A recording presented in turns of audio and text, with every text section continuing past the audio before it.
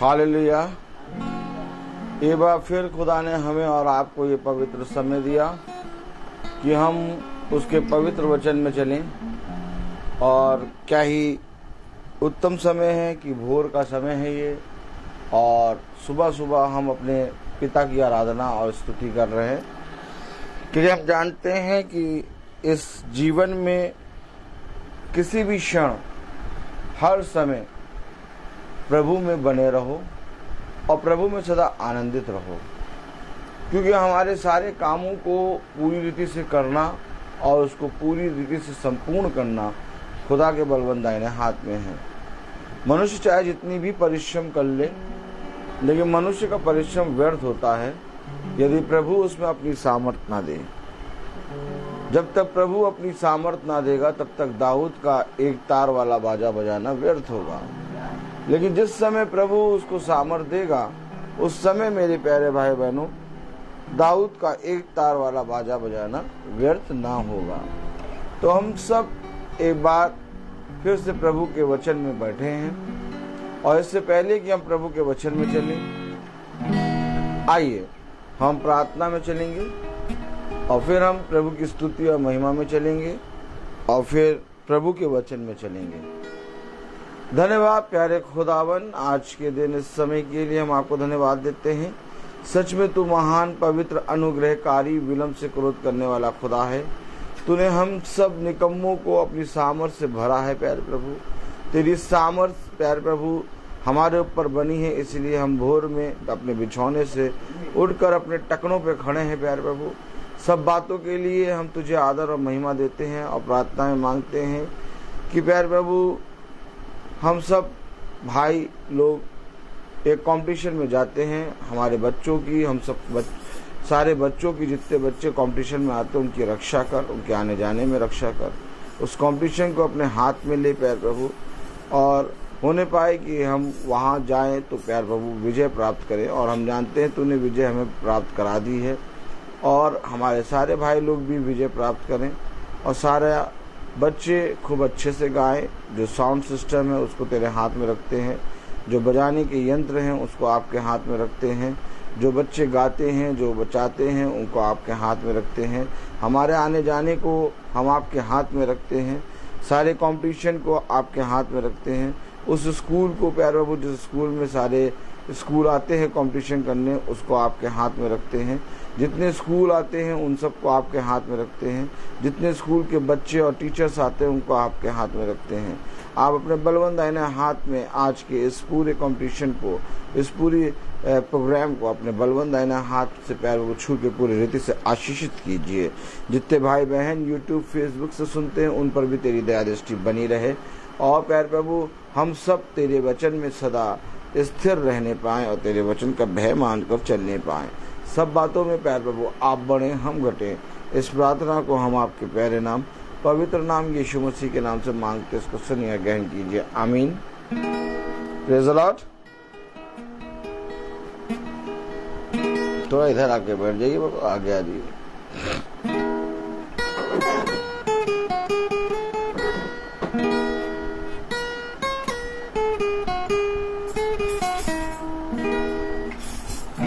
पर्वतों को देखूंगा मैं, कौन है मददगार मेरा, कौन है मददगार मेरा, मेरा मददगार खुदा है, मेरा मददगार खुदा है।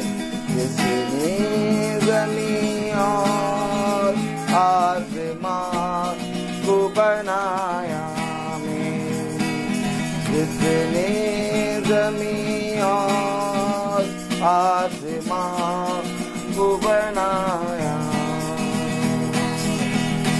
वो तेरे पाँव को फिसलने नहीं देगा, वो तेरे पाँव को फिसलने नहीं देगा। खुदावंद है तेरा जगा हुआ, तुझे तन्हा न छोड़ेगा।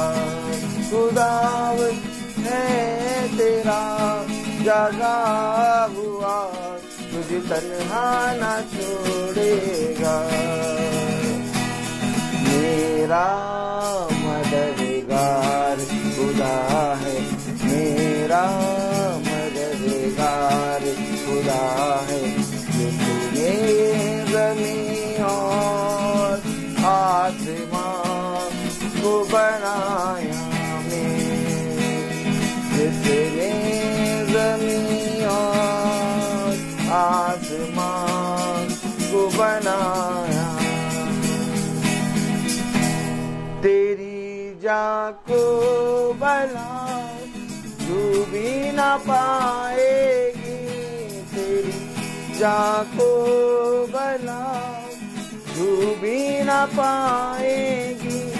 नगर में चांद सूरज की कभी तुझको सताएगी। नगर में चांद सूरज की कभी तुझको सताएगी। मेरा निगहबान खुदा है, मेरा निगहबान खुदा है, उसने ज़मीन और आसमान को बनाया।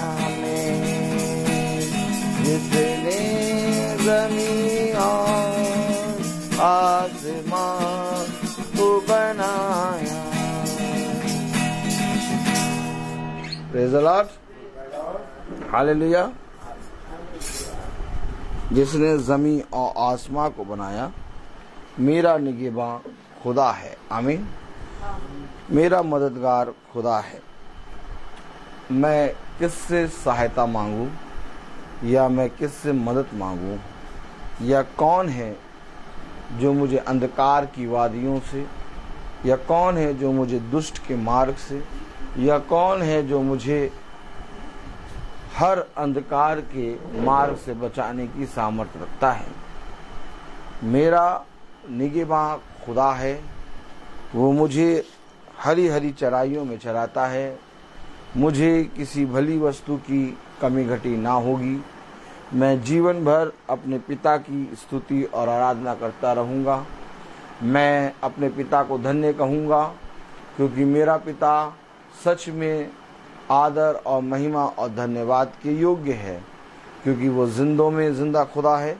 एक बार फिर से खुदावन ने हमें और आपको ये पवित्र दिन, ये समय दिया कि हम उसकी स्तुति और आराधना में चलें, उसके वचन को सुनें, उसके वचन पे कान लगाएं, क्योंकि हमारा और आपका संपूर्ण कर्तव्य यही है। जो उसने हमें दिया है उसका धन्यवाद दें और हर एक दिन उसका भय मानकर इस पृथ्वी पर चलें। और मेरे प्यारे भाई बहनों, सच में खुदावन का बलवंत दाहिना हाथ हमें प्रतिदिन और हर क्षण, हर एक सांस में थामता है और हमें एक बार फिर से स्थिर करता है, ताकि हम उसकी निगहबानी में, उसके वचन में, उसके करीब में और उसके निकट बने रहें।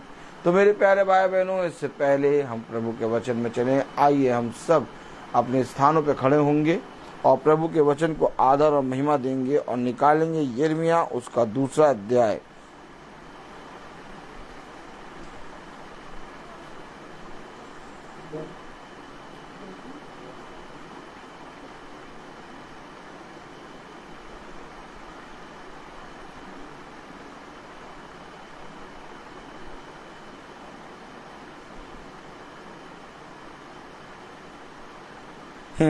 और उसकी 5वीं आयत।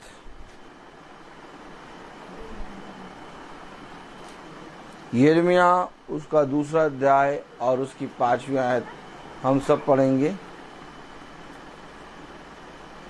यहोवा यूं कहता है, तुम्हारे पुरखाओं ने मुझ में कौन सी ऐसी कुटिलता पाई कि मुझसे दूर हट गए और निकम्मी वस्तुओं के पीछे होकर स्वयं निकम्मे हो गए।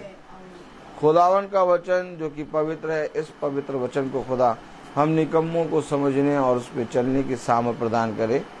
आमीन। हम सब अपने स्थानों पर बैठे। कलाम कहता, वचन कहता, तुमने मुझ में ऐसा कौन सा खोट, ऐसा कौन सी घटी, ऐसी कौन सी निकम्मी वस्तु देखी, ऐसी कौन सी कुटिल वस्तु देखी कि तुम मुझसे दूर हो गए। Praise the Lord. कलाम में लिखा है, तुम्हारे पुरखाओं ने मुझ में कौन सी ऐसी कुटिलता पाई कि मुझसे दूर हट गए। ऐसा क्या कारण है कि मनुष्य इस पृथ्वी पर बहुत तायत से बढ़ रहा है। आमीन। बहुत तायत से बढ़ रहा है और मनुष्य अपने जीवन में उत्तम से उत्तम स्थानों को प्राप्त कर रहा है। Praise the Lord. और अपने जीवन में जो कुछ पाना चाहता है वो सब कुछ ग्रहण कर रहा है। अगर वो शर्ट पाना चाहता है, एक अच्छी कंपनी की ब्रांडेड शर्ट पहनूं, तो वो पहनता है। अगर वो अपनी लाइफ में एक अच्छी घड़ी पाना चाहता है तो पाता है। कार, हर चीज में मनुष्य बढ़ रहा है, लेकिन मुझसे दूर हो गए। यहाँ पर हम अपने पिता के निकट जब आते हैं तो पिता हमें ये बातें बहुत गुप्त तरीके से हमारे कानों में कहता है। मनुष्य खुदा से दूर हो गया और मनुष्य ने खुदा को ना जाना और उसे ये समझ में ही नहीं आया कि वो अपने बनाने वाले से दूर हो गया। देखिए, कलाम में लिखा है, यिर्मयाह उसका 2 अध्याय और उसकी 5 आयत, यहोवा यूं कहता है, तुम्हारे पुरखाओं ने मुझ में कौन सी ऐसी कुटिलता पाई कि मुझसे दूर हट गए। आज हर एक जना वचन से दूर हट रहा है। मेरे प्यारे भाई बहनों, चाहे वे मुंह से कहते रहे प्रभु प्रभु, लेकिन इसके बावजूद हमारे काम, हमारे अधर्म के काम, हमारी सोच, हमारे विचार हमें अपने खुदा से दूर करते हैं। आपको मालूम है, क्योंकि खुदावन हमें पवित्र करना चाहता है और कहता है पवित्र बनो क्योंकि मैं पवित्र हूं। लेकिन हम अपने पिता से दूर होके अपने कामों में व्यस्त होते हैं। उसने कहा कि और निकम्मी वस्तुओं के पीछे होकर स्वयं निकम्मे हो गए। किसके पीछे हो गए? निकम्मी वस्तुओं के पीछे, निकम्मी और तुच्छ सोच के पीछे, वे जो निरंतर मन से निकलती रहती है। न निरंतर, पिता का वचन कहता है कि मनुष्य के मन से निरंतर बुरा ही निकलता है और अपने उस बुरी सोच, अपने उस बुरे बातों के पीछे तुम हो लिए। समझ में आ रहा कि नहीं आ रहा? और कह रहा, ऐसी कौन सी कुटिलता तुमने मुझमें पाई कि तुम मुझसे दूर हो गए। ऐसा मैंने तुम्हारे साथ क्या कर दिया? देखो, मैंने तुम्हें जीवन दिया, मैंने तुम्हारे नथनों में जीवन की सांस फूकी, मैंने तुम्हें इतनी सामर्थ दी कि तुम अपने बिछौने से उठ के चल फिर रहे हो, मैंने तुम्हें इतनी बुद्धि और समझ दी कि तुम इस संसार में उत्तम से उत्तम स्थान पर हो। मैंने तुम्हें पूंछ नहीं बल्कि सर बनाया। जाओ जाकर देखो संसार में कितने ही लोग रोग से पीड़ित हैं। जाओ जाके देखो संसार में कितने ही लोग आने जाने में अपने प्राणों को खो रहे हैं। जाओ जाके देखो कितने ही लोग अपने जीवन में बहुत कुछ खो रहे हैं। लेकिन पिता ने हमें और आपको बहुत तायत से फलवंत रखा है, हर एक चीज से भर के रखा है। इसके बाद भी पिता कहता है कि तुमने मुझ में ऐसी कौन सी कुटिलता देखी कि तुम मुझसे दूर हो गए। अब मनुष्य कहेगा, नहीं, हम पिता से दूर नहीं हुए, नहीं, हम यीशु मसीह से दूर नहीं हुए, हम तो यीशु मसीह को मानते हैं, हम तो यीशु मसीह के नाम से प्रार्थना करते हैं, हम तो यीशु मसीह के नाम से सुबह सुबह उठ के बाइबल पढ़ते हैं। नहीं, आपका बाइबल पढ़ना, आपका प्रार्थना करना, आपका खुदा की स्तुति और आराधना करना आपको खुदा के निकट नहीं लाएगा। खुदा के निकट लाएगा आपका कैरेक्टर, खुदा के निकट लाएगा आपका स्वभाव, क्योंकि स्वभाव बहुत तायत से आपका पवित्र होना चाहिए। आप जब तक पवित्र नहीं होंगे, आप जब तक अपने जीवन में उन बातों को जो आप पढ़ते हैं, सुनते हैं, प्रार्थना में आप बैठते हैं, आप महासभा में बैठते हैं, आप अपने चरवाहों से जो वचन को सुनते हैं, उस वचन को जब तक आप अपने हृदय में अर्थात हृदय रूपी पट्टियों पर रख के नहीं चलेंगे, आप अपने खुदा से दूर होते जाएंगे। शैतान आपको बताएगा कि देखो तुम बाइबल भी पढ़ रहे हो, समय पे पढ़ रहे हो। शैतान आपको बताएगा देखो तुम उस आते प्रार्थना भी कर रहे हो, समय पे कर रहे हो। शैतान आपको बताएगा देखो तुम उस आते इतने अच्छे हो कि तुम रोज चर्च भी जाते हो। शैतान आपको दिखाएगा कि आप बहुत धर्मी हैं, लेकिन ऐसा है नहीं। क्योंकि हमारे अंदर एक पाप का स्वभाव है, और वो पाप का स्वभाव सडनली हमारे अंदर उत्पन्न हो जाता है और सडनली हमारे अंदर से कार्य कर देता है। वो आता नहीं है, वो बैठा हुआ है हमारे अंदर।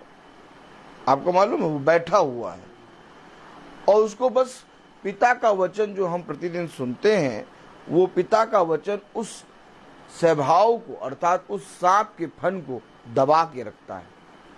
लेकिन जैसे ही आप वचन से इधर उधर होते हैं, हटते हैं, इधर होते हैं, उधर होते हैं, वैसे ही वो स्वभाव जिसको वचन ने, जिसको पिता के वचन ने अपनी एड़ी से दबा के रखा था आपके अंदर फन मारने लगता है।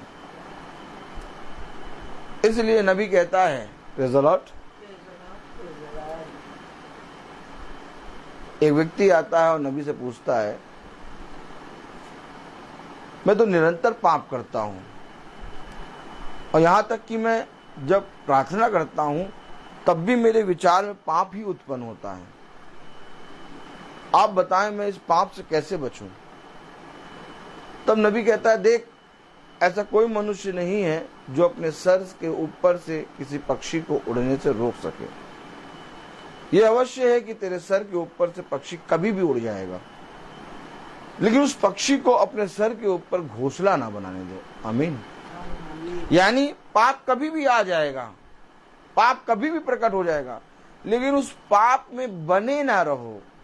उस पाप को छोड़ के आगे बढ़ो और अपने पिता के प्रति ईमानदार बनो। आज जब मनुष्य पाप में बना रहता है तो उस पाप में बने रहने के कारण और निकम्मी बातों में बढ़ता जाता है, और इस तरह से वचन में लिखा है कि और निकम्मी वस्तुओं के पीछे होकर स्वयं निकम्मे हो गए। क्यों? उसके पीछे हो गए। हमें उस मार्ग पर जाना ही नहीं था। हमें उस पाप से को जो हमने कर दिया, जाने अनजाने में कर दिया, हमें उसको लेके पिता के पास जाना था। लेकिन हम क्या करते हैं? हम उस पाप के पीछे हो लेते हैं, और जब पाप के पीछे हो लेते तो और पाप के पाप और पाप हमारे ऊपर लगते चले जाते हैं। और चाहिए क्या था? कि तुम्हें अपने पिता के शब्द को सुनकर उसकी ओर फिरना था। और ये फिरना एक बार नहीं होता कि मैंने बपतिस्मा ले लिया, ना ये फिरना एक बार होता है कि मैंने बाइबल पढ़ना शुरू कर दिया, और ना ही ये फिरना एक बार होता है कि मैं प्रार्थना को प्रतिदिन सुनने लगा। फिरना हर एक सेकंड है, हर एक पल पाप बहुतायत से आपके अंदर जन्म लेता है, और हर एक पल बहुतायत से वचन आपके अंदर जन्म लेता है। और जिसको हम सुनते हैं वो हमारे शरीर पर हावी होता है। ऐसा नहीं कि पाप जन्म नहीं लेता और वचन जन्म नहीं लेता, पाप भी जन्म लेता है और वचन भी जन्म लेता है। लेकिन जब हम पाप की सुनते हैं तो हमारे शरीर में, हमारी आत्मा में पाप बलवंत होता है। लेकिन जब हम वचन की सुनते हैं तो वचन में लिखा कि मेरी सुनने के कारण ये सारी आशीषें मैं तुझ फोड़ दूंगा। आमीन। ध्यान रहे कि तुम किस रीति से सुनते हो, चौकस रीति से सुनो, क्योंकि देखो ये वचन जो तुम सुनते हो ये हजारों रुपए और कई उत्तम मोहरों से बढ़कर है। आमीन। तो मेरे प्यारे भाई बहनों, जो हम सुन रहे हैं वो वचन है। अब इस सुने हुए वचन पर जब हम अमल करते हैं और इसको अपने जीवन में ग्रहण करते हैं तो वचन हमारे जीवन में बलवंत होता है, और वो पाप जो अभी अभी उत्पन्न हुआ, वचन बलवंत होने के कारण उस पाप को नाश करता है। ऐसा नहीं कि वचन बलवंत नहीं है, वचन हमेशा बलवंत है, लेकिन मेरे जीवन में वचन कितना सामर्थ्य से काम कर रहा है, इसके लिए मुझे वचन को स्थान देना होगा। इसके लिए मुझे वचन में चलना होगा। इसके लिए मुझे वह बातें जो मैं वचन से पढ़ता हूं मुझे अपने जहन में बिठा के चलना होगा। आमीन। देखिए कलाम में क्या लिखा है, यिर्मयाह उसका 2 अध्याय और उसकी 5वीं आयत। यहोवा यूं कहता है, तुम्हारे पुरखाओं ने मुझ में कौन सी ऐसी कुटिलता पाई कि मुझसे दूर हट गए। कैसा काम, ऐसा कौन सा काम तुमने मुझ में देख लिया कि तुम मेरे वचन से दूर हट गए। आपको मालूम है, खुदा ने हमारे जीवन में बहुत तायत का कार्य किया है और हर क्षण वो अपने लहू को हमारे लिए बहाता है कि हम उसके पवित्र लहू के द्वारा अपने पापों से बच जाए। कह रहा है, ऐसा कौन सा मैंने कुटिलता का काम कर दिया कि तुम मुझसे दूर हो गए। आइए पढ़ें यिर्मयाह उसका 2 अध्याय और उसकी 1 आयत। यहोवा का ये वचन मेरे पास पहुंचा, जा और यरूशलेम में पुकार कर ये सुना दे, यहोवा ये कहता है, तेरी जवानी का स्नेह और तेरे विवाह के समय का प्रेम मुझे स्मरण आता है। तू कैसे जंगल में मेरे पीछे पीछे चली, जहाँ भूमि ज्योति बोई ना गई थी। मुझे तेरा प्रेम स्मरण आता है कि तू कैसे मेरे पीछे पीछे चली थी, जहाँ भूमि ना ज्योति गई थी ना बोई गई थी। मुझे तेरी जवानी और विवाह का वो समय, आमीन, स्मरण आता है। कितना पवित्र वचन है। नहीं देखा आपने कलीसिया को खुदा क्या कहता है? कलीसिया स्त्री है और खुदा का वचन पुरुष है, अर्थात यीशु मसीह। और यीशु मसीह कह रहा है अपनी दुल्हन से, आमीन, तेरी जवानी का स्नेह और तेरे विवाह के समय का प्रेम मुझे स्मरण आता है कि तू कैसे जंगल में मेरे पीछे पीछे चली, जहाँ भूमि ज्योति बोई ना गई थी, जहाँ भूमि समतल नहीं थी, जहाँ भूमि ज्योति बोई नहीं गई थी। इसके बावजूद तू मेरे पीछे पीछे चली। माय गॉड, मुझे स्मरण आता है कि तू कितनी पवित्रता से मेरे पीछे चली। हम और आप भूल जाते हैं कि हमने कब दिल से प्रार्थना करी या दिल से अपने पिता को याद करा, लेकिन पिता को वो दिल से प्रार्थना करा हुआ, वो दिल से याद करा हुआ स्मरण रहता है।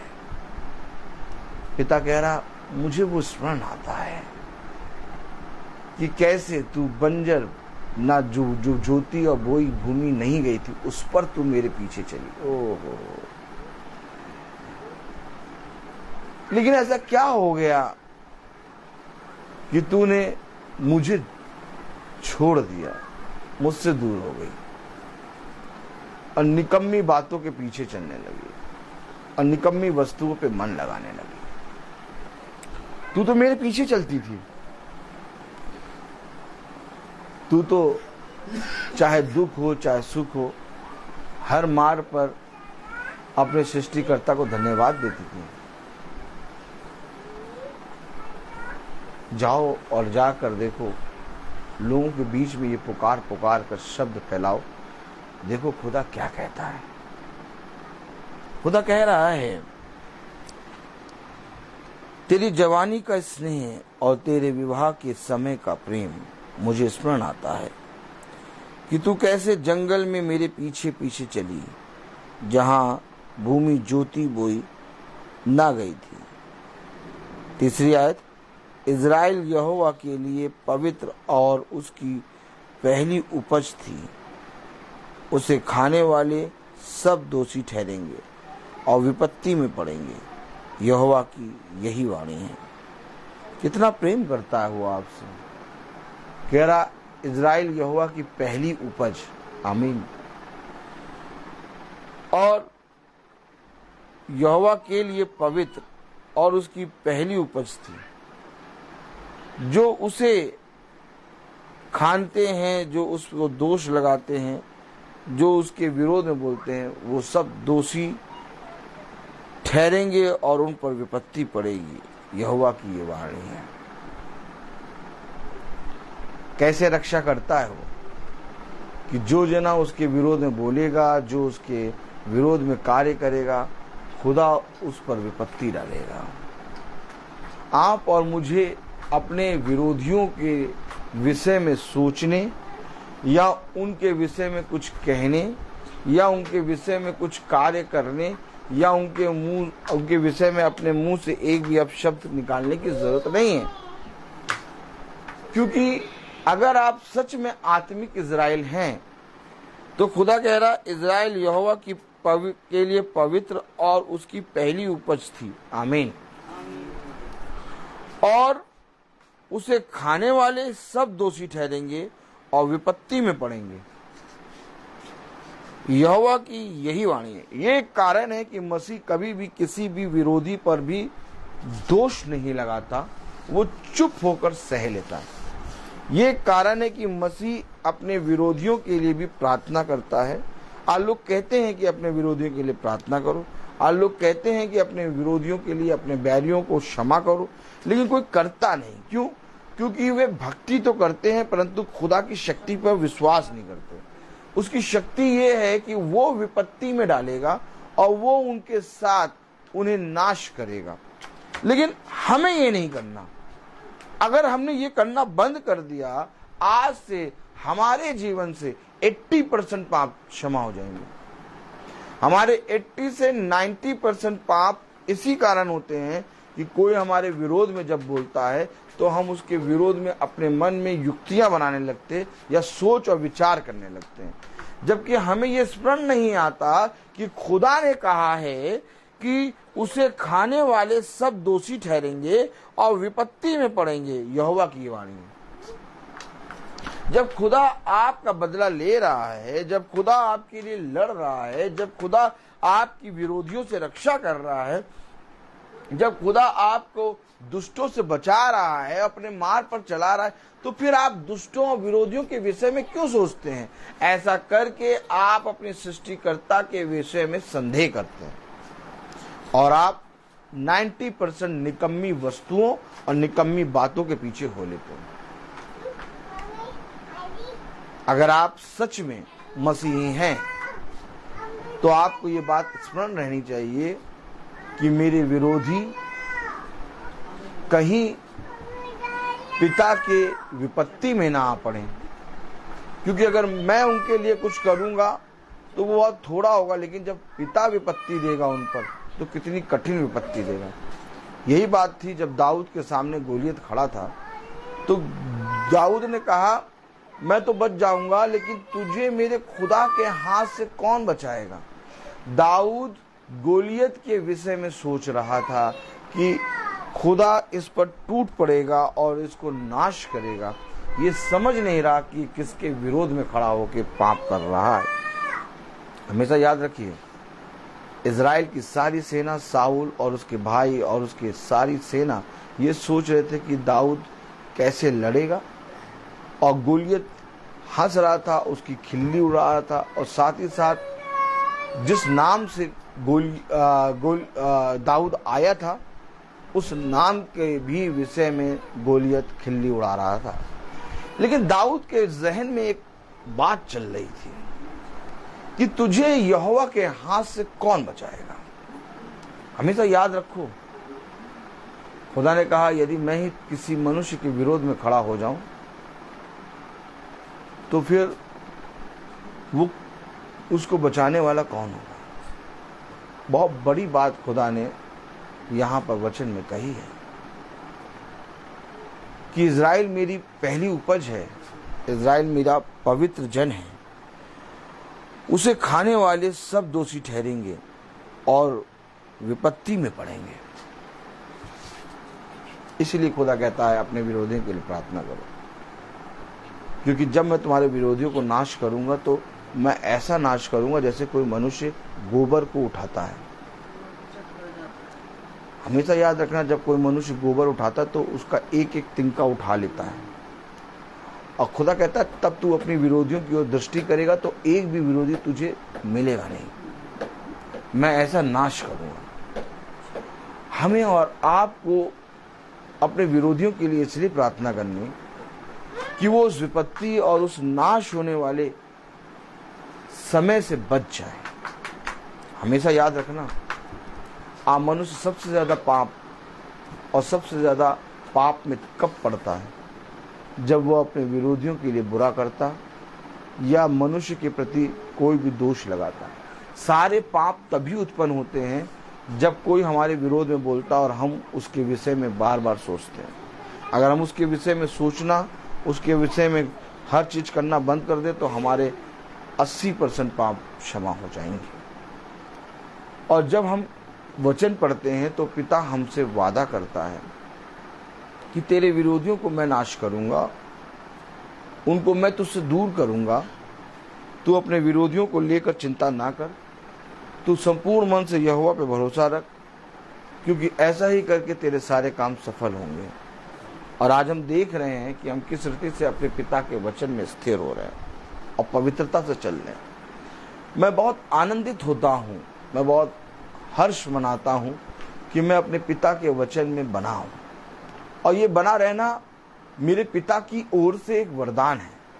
ये नहीं कि मैं बना हूं, मैं बना नहीं रह सकता था, लेकिन बनाने वाला खुदा है और वो चाहता है कि तू बना रहे।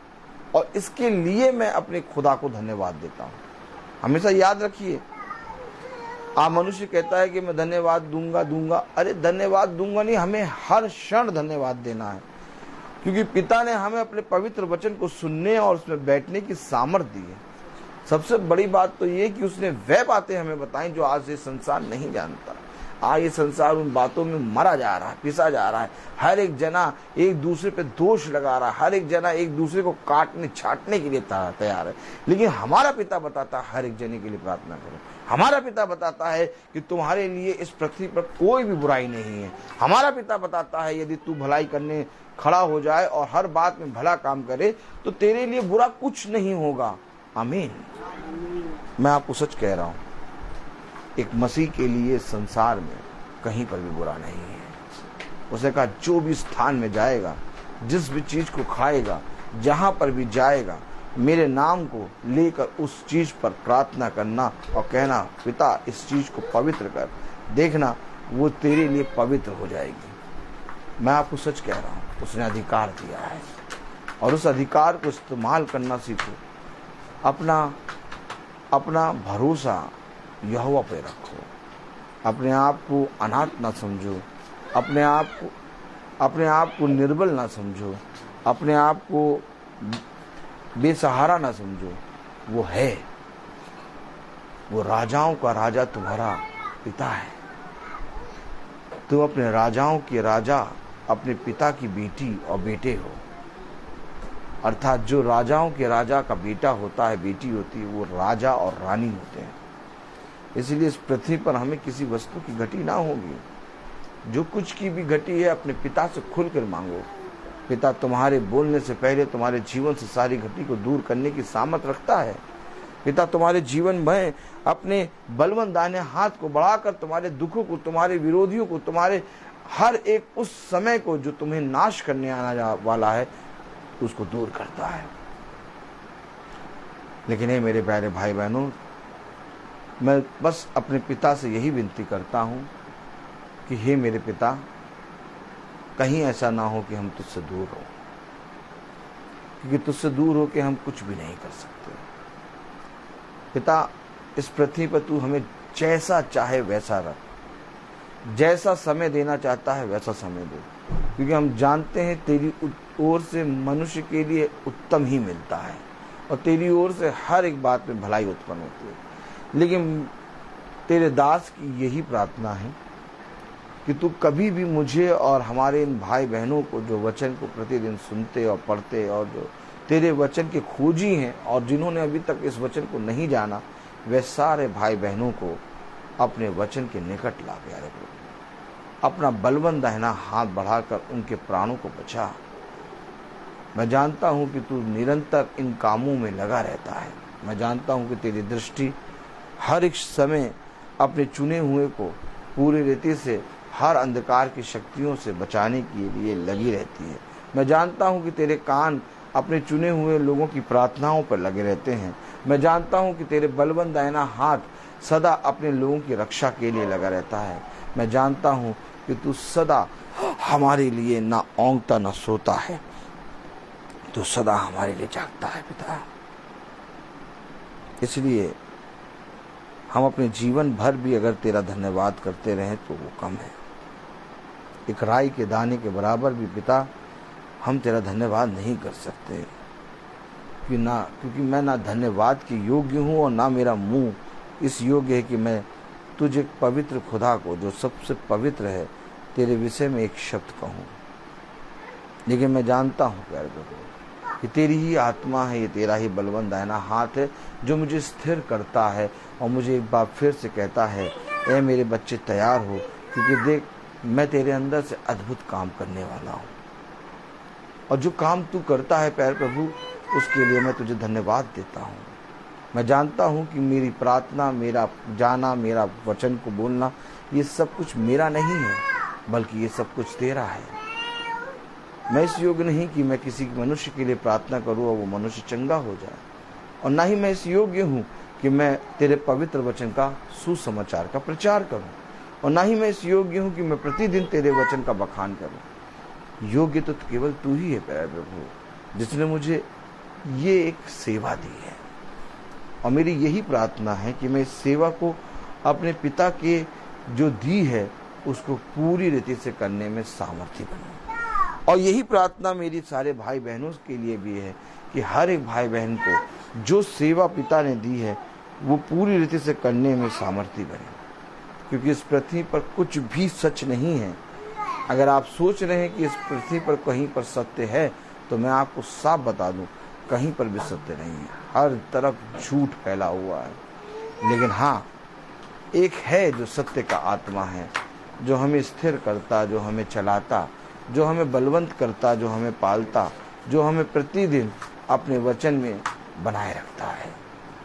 हाँ मेरे पिता, तू बहुत पवित्र अनुग्रहकारी खुदा है। अपनी सामर्थ, अपने बलवंत दाहिने हाथ को हम सब पर सदा बनाए रख, ताकि हम जीवन भर प्यारे प्रभु तेरे वचन का बखान करने पाए। आप सब भाई बहनों को मैं बताना चाहता हूँ कि अब हर चीज का एक समय है, और मैं बोलता बहुत हूँ, और अब हम लोग सब भाई लोग एक ही कंपटीशन में जा रहे हैं। जिस कंपटीशन में जा रहे हैं वहाँ पर ऑलरेडी हमारे 4 भाई आ रहे हैं।